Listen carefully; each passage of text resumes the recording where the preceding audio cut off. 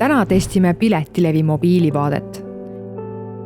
Osalejate varasem kogemus Piletileviga oli pigem positiivne ning pileti ostmist peeti üldiselt lihtsaks.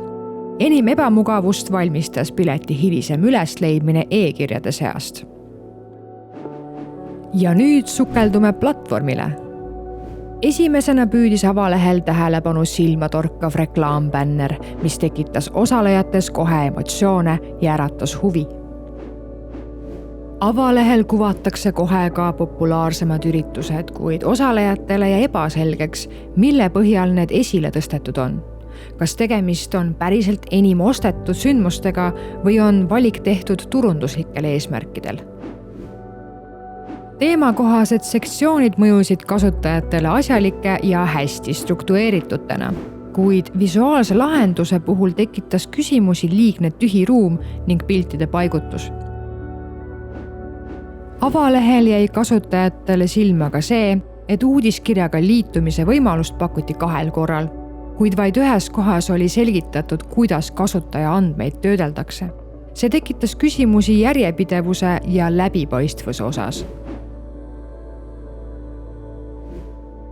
Menüüs ootasid kasutajad selgemat visuaalset jaotust põhi- ja alamkategooriate vahel.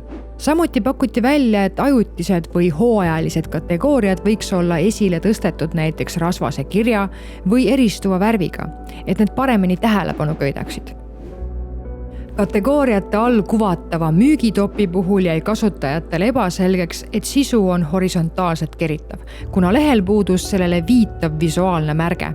Seetõttu ei pruukinud kõik kasutajad märgata täiendavaid üritusi või võimalust sisu edasi sirvida. Ürituste infoosa mõjus kasutajatele tekstimahukana ning seda võrreldi koguni Wordi dokumendiga. Leiti, et praegune lahendus sisaldab liiga palju järjestikust teksti, mis muudab info haaramise keeruliseks ja võib mõjuda visuaalselt koormavana. Kinkepiletite kategoorias jäi kasutajatele ebaselgeks kinkepileti ja kinkekaardi erinevus ning selle kohta ei leitud piisavalt selgitavat infot. Täiendava info leidmiseks tuli liikuda lehe jalusesse, mida peeti ebamugavaks lahenduseks.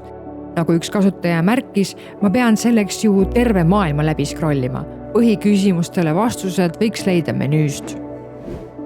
Kaardilt asukoha järgi ürituste leidmise funktsioon pälvis kasutajatelt üksmeelselt positiivset tagasisidet ning seda peeti väga väärtuslikuks lahenduseks. Samas tekitas raskusi funktsiooni leitavus. Lahendusena pakuti välja, et kaardi funktsioon võiks olla nähtavamalt seotud otsinguga, näiteks paikneda otsinguriba läheduses. Kalendri kaudu otsimine osutus kõigi kasutajate jaoks oodatust keerulisemaks. Kuna kuud olid paigutatud vertikaalselt, eeldasid kasutajad intuitiivselt, et kalendrit saab üles-alla kerida. Alles hiljem märgati navigeerimisnuppe, mis võimaldasid liikuda vasakult paremale. Pärast kuupäevade valimist tekkis kasutajatel järgmine takistus. Valikut ei olnud võimalik kinnitada. Uuringu käigus ilmnes, et Safari ja Brave brauseris jäi kinnitamise nupp URL-i ala taha peitu, mistõttu ei olnud see kasutatav. Apple'i kasutajad suundusid App Store'i, kuid seal ei olnud Piletilevi rakendus saadaval. Lõpuks selgus, et kalendri funktsionaalsus töötas korrektselt vaid Chrome'i brauseris, kus kuupäevade kinnitamine õnnestus probleemideta. Filtrite süsteemi rohkus tekitas kasutajates mõningast segadust, kuna valikuid oli palju ning oluliste filtrite leidmine ei olnud alati intuitiivne. Samal ajal tunti puudust mõnest olulisest filtrist nagu hinnavahemik, muusikažanr või spordiürituse tüüp. Lahendusena pakuti välja, et vähem kasutatavad või detailsemad filtrid võiks koondada eraldi täpsema otsingu sektsiooni, mida saaks vajadusel avada. Uuringu käigus ilmnes ka mitmeid lokaliseerimisega seotud kitsaskohti. Kuna Piletilevi tegutseb Baltikumi üleselt, oli osa välismaiste korraldajate sisestatud teabest võõrkeelne.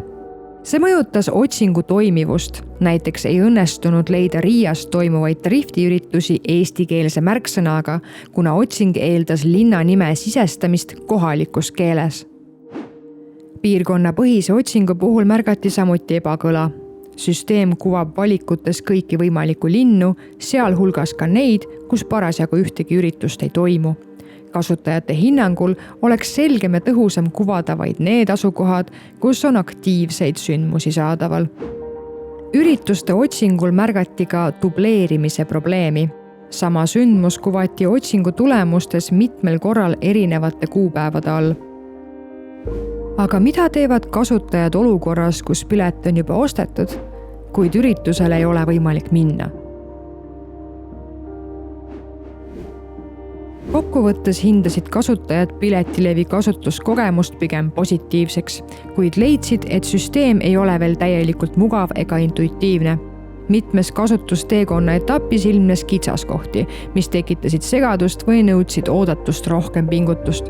Samas nähti platvormis tugevat potentsiaali ning leiti, et läbimõeldud kasutusmugavuse parandustega oleks võimalik kogemust märkimisväärselt sujuvamaks muuta. Uuringu põhjal kujunes keskmiseks hinnanguks 3,5 punkti 5.